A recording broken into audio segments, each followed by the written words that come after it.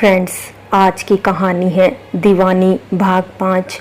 पिछले भाग में आपने पढ़ा अभिषेक और रिया के मन में बहुत कुछ चल रहा था, पर जुबान दोनों की ही साथ नहीं दे रही थी। अभिषेक ने रिया को अपनी तरफ खींचा और उसके माथे पर अपने होठ रख दिए। अब आगे रिया ने आंखें बंद कर ली। वो भी शायद अभिषेक के प्यार का एहसास चाहती थी। अभिषेक ने हौले हौले उसकी आंखों को, उसके गालों को, उसकी ठोड़ी को बारी बारी से चूम लिया। फिर उसके होठ रिया के कानों पर टिक गए। अभिषेक ने धीरे से कहा, आई लव यू रिया, और फिर कानों से खिसकते हुए उसके होठ नीचे की तरफ गर्दन की ओर बढ़ गए। रिया का पूरा शरीर एक अजीब सी सिहरन से घिरा हुआ था। ये सब उसके लिए पहले प्यार का पहला एहसास था, जिसे वो भरपूर जीना चाहती थी।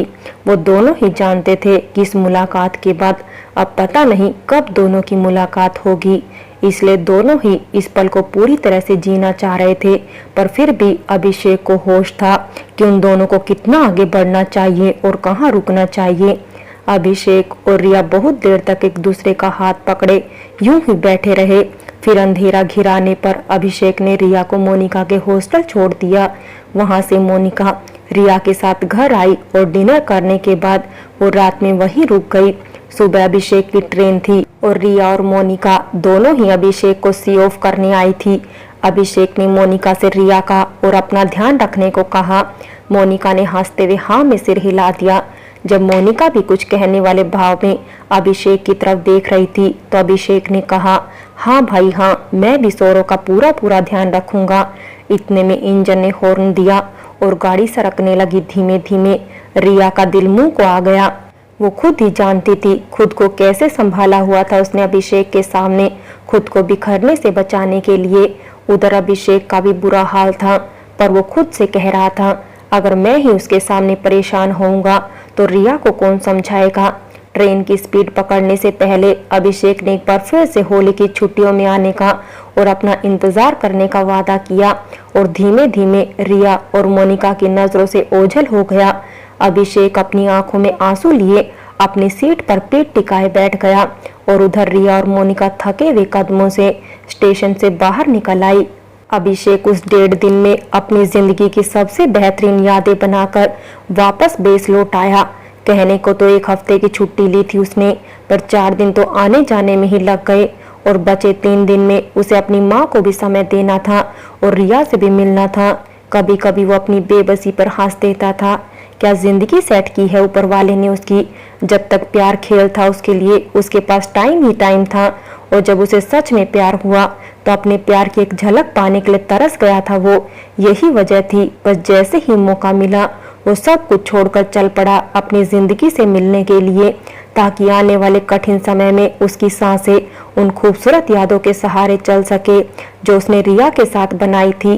बेस पर पहुंचने के बाद पहले वो हेडक्वार्टर गया, वहां जाकर अपनी ज्वाइनिंग दी, फिर चल पड़ा अपने कैंप की तरफ, जहां सौरव उसका बेसब्री से इंतजार कर रहा था, क्योंकि वो जानता था कि मोनिका ने अभिषेक के हाथों उसके लिए कुछ खास भिजवाया है।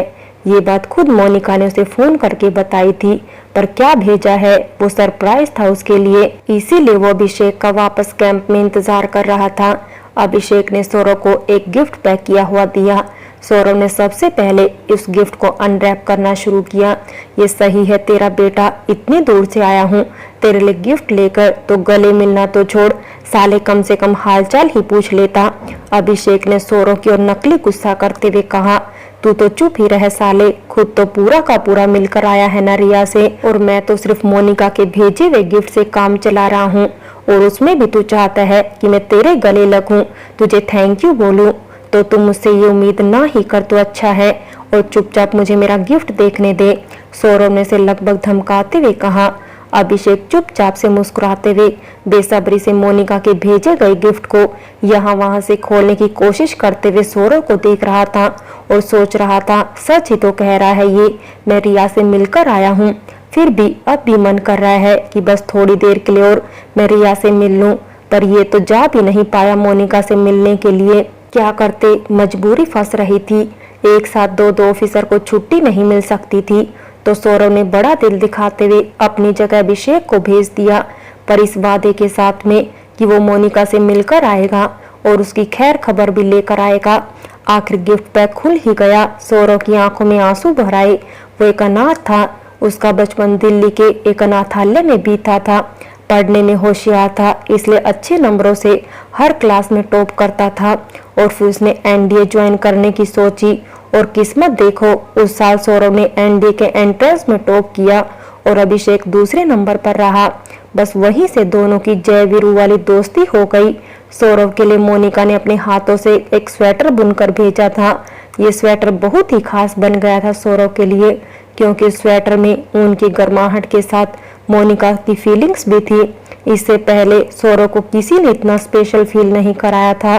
उसकी आंखों से झरझर आंसू गिरने लगे। कितना गलत कहते हैं ना लोग कि लड़के रोते नहीं हैं। क्यों? क्या उन्हें दर्द नहीं होता है? क्या उनमें भावनाएं नहीं होती?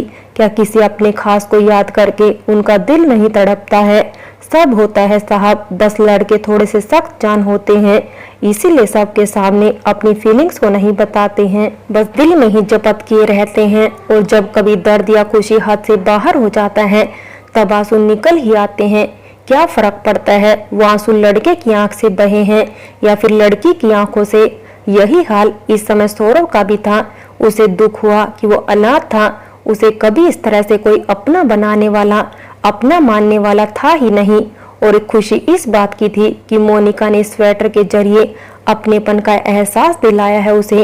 ये स्वेटर खुद ही बता रहा था कि इसे बनाते समय मोनिका किन किन भावनाओं के ज्वार से गुजरी होगी, कितने प्यार से, कितने मन से उसने इसे तैयार किया है। अभिषेक ने आगे बढ़कर सौरव को गले से लगा लिया और कहा, बस कर साले, थोड़े से आंसू अपनी विदाई के लिए भी बचा कर रख। सौरव ने कहा, हाँ ठीक है। अभिषेक जोर से हंसने लगा। फिर सौरव को एहसास हुआ कि अभिषेक ने उसे क्या कहा और उसने उसकी बात का क्या जवाब दिया है, और उसके पीछे पीछे दौड़ा। रुक साले, तुझे तो मैं बताता हूँ। अभिषेक ने कहा, बता ना। रोका किसने है, पर बताने के लिए पहले पकड़कर तो दिखा। और फिर दोनों दोस्तों में पकड़म पकड़ाई शुरू हो गई।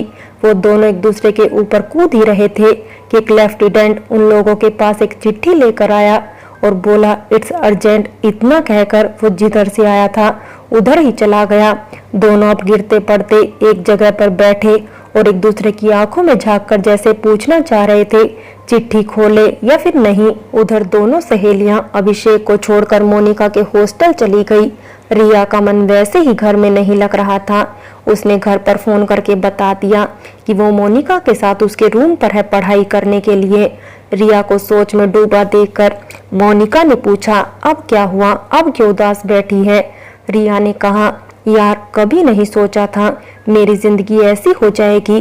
कभी नहीं सोचा था मुझे अभिषेक से प्यार होगा, और वो भी ऐसा कि उसके बिना एक पल चैन से जीना मुहाल हो जाएगा। जाने मन प्यार तो ऐसा ही होता है, वो बता के थोड़ी ना होता है। अब मुझे ही देख ले, कहाँ तो मैं गई थी तेरे साथ तेरे आर्मी मैन की खोज में, और मुझे वहाँ सौरव मिल गया, और अब जिया बेकरार है, छाई बहार है, आजा मेरे बालमा, तोरा इंतजार है वाला हाल हो गया है मेरा। मोनिका ने उसे कोहनी मारते हुए कहा, वैसे अब बता भी दे कि सैया जी से छुपकर क्या बात हुई थी तेरी। रिया ने शर्माते हुए अपने दुपट्टे को उंगली में लपेटते हुए कहा, कुछ भी नहीं, बस वो। ओए होए, मेरी लाडो तो शर्मा गई। चल अच्छा है, अभिषेक होली पर घर आएगा तो फिर तो और छुप छुप के मिलना, बच्चट मंगनी पट ब्याह। रिया ने कहा कि पता नहीं, पर उसे बहुत डर लग रहा है। पता नहीं भैया का क्या रिएक्शन होगा। अभी होली में 2 महीने हैं और तब तक मैं कैसे काटूंगी ये समय। आसपास जब भी कहीं किसी की शादी होती है तो घर में सबको मेरी शादी की चिंता होने लगती है, और फिर शुरू हो जाता है बेसिर पैर के रिश्ते बताने का सिलसिला। मोनिका ने कहा, सब्र रख यार और भगवान पर भरोसा रख, वो सब ठीक करेंगे। सौरव ने वो चिट्ठी खोली और एक सांस में वो पूरी पढ़ डाली। उसके माथे पर चिंता की लकीरें साफ साफ दिख रही थी। उसने वो चिट्ठी चुपचाप अभिषेक की ओर बढ़ा दी। अभिषेक ने उसे पढ़कर अपनी जेब के हवाले कर दिया। कुछ देर तक दोनों ही ऐसे ही बैठे रहे, फिर एक दूसरे को देखकर मुस्कुराते हुए उठकर वहां से अपने कमांडर के कैंप की तरफ चल दिए। उनके कमांडर मेजर विक्रम सोलंकी थे, जो कि उस समय किसी खास एक्शन प्लान पर अपनी ग्रुप मीटिंग कर रहे थे। मेजर सोलंकी ने उन दोनों को अंदर बुलाया और अपनी मीटिंग में उपस्थित सभी ऑफिसर से मिलवाया। उन दोनों को कुछ देर चुपचाप इंतजार करने को बोलकर वो अपने साथियों को कोई मैप समझाने लगे। करीब पौने घंटे के बाद मेजर सोलंकी फ्री हुए और उन्होंने उन दोनों को एक फाइल पकड़ाते हुए कहा, ऑफिसर्स, जिसका डर था वही हुआ। अब समय आ गया है, आप लोग अपने उस काम को अंजाम दे जिसके लिए हम यहाँ पिछले 1 महीने से डेरा डाले हुए हैं। इधर रिया परेशान हो रही थी कि अभिषेक ने उससे होली पर आने को कह तो दिया है, पर वो ये 2 महीने कैसे काटेगी, क्योंकि आए दिन कोई ना कोई उसके घर पर उसके रिश्ते की बात चलाने के लिए आ धमकता है। अभिषेक और सौरभ चुपचाप मेजर सोलंकी की तरफ देखे जा रहे थे। उन्होंने हंसते हुए कहा, मिशन पर जाने से पहले अगर घर पर बात करना चाहते हो तो कर सकते हो, क्या पता फिर बात हो पाए या नहीं। सौरभ ने एक बार अभिषेक को देखा, फिर मेजर की तरफ देखने लगा। मेजर शायद सौरभ की मुश्किल को समझ गए थे। हंसते हुए बोले, रिलैक्स जवानों, मजाक कर रहा था, पर यह भी सच है, ये सर्चिंग ऑपरेशन काफी मुश्किल होने वाला है। आप दोनों ही अपनी अपनी टुकड़ी को अलग अलग कमांड करेंगे। हमें खुफिया एजेंसी से पक्की खबर मिली है कि आने वाली शिवरात्रि को ये लोग कुछ बड़ा प्लान करने जा रहे हैं और इसीलिए आज रात को ही आप दोनों को बॉर्डर से सटे गांव में अपनी गश्त बढ़ानी होगी, क्योंकि उन्हीं गांवों की एलओसी से घुसपैठी हिंदुस्तान में घुसेंगे। ये सुनकर दोनों दोस्तों का खून खौलने लगा। अभिषेक ने कहा, सर, हम लोगों को कब निकलना होगा? मेजर सोलंकी ने कहा, कैप्टन, आप दोनों बस एक इमरजेंसी हूटर बजा दीजिए और सभी जवानों को एक अर्जेंट मीटिंग में सब समझा दीजिए। दोपहर होने तक मैं उम्मीद करता हूँ आप अपनी अपनी टुकड़ियों के साथ कुछ कर जाएंगे। यस सर, दोनों कैप्टन ने तेज और जोश भरी आवाज में कहा और मेजर सोलंकी को सल्यूट करके वहां से चले गए। दोनों ही ग्राउंड की ओर जाते हुए एक बार अपने अपने लव वंस के बारे में सोचा और फिर खुद ही मुस्कुराकर ऊपर की ओर देखते हुए ग्राउंड की ओर बढ़ गए, जहां इमरजेंसी हूटर बजने की वजह से सब जवान पहले ही इकट्ठा हो चुके थे। कैप्टन अभिषेक शेखावत और कैप्टन सौरभ ने सभी जवानों को अपनी सारी स्ट्रेटजी समझाई और कुछ रुककर कहा, आप सबके पास 5 मिनट है।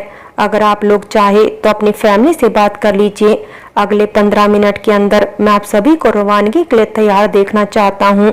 मीटिंग डिसमिस, सौरभ ने तेजी से कहा और दोनों ही अपने रूम की तरफ चले गए। उन लोगों ने बस एक एक पिट्ठू बैग तैयार किया और फिर दोनों ही एक दूसरे के गले लग गए। दोनों थोड़ी देर ऐसे ही बने रहे। उन दोनों को अलग अलग जाना था, इसीलिए वो थोड़े से दुखी हुए, क्योंकि ये सब उनकी ड्यूटी का हिस्सा था, तो वो सब इसके लिए पहले से ही तैयार थे। अभिषेक ने सौरभ से कहा, यार एक प्रॉमिस कर मुझसे। बोल ना यार, तेरे लिए तो जान भी हाजिर है। सौरभ बोला, अगर मैं लौट कर ना आऊं तो तू रिया का ख्याल रखना प्लीज। सौरभ ने उसके हाथ पकड़ लिए और कहा, अभिषेक प्लीज ऐसा मत बोल यार, हम इससे भी पहले कई बार फ्रंट पर गए हैं और हर बार कामयाब होकर ही लौटे हैं, पर हर बार रिया नहीं थी मेरे साथ में, पर इस बार रिया का ख्याल है मुझे। मैंने उससे वादा किया है इस होली पर मैं उसके घर जाकर उसका हाथ मांगूंगा उसके भैया से, पर अब पता नहीं आगे क्या होगा। फ्रेंड्स, बाकी की कहानी अगले भाग में देखें और अगर कहानी अच्छी लगी हो तो लाइक करें, शेयर करें और प्यार भरी कहानी चैनल को सब्सक्राइब करें।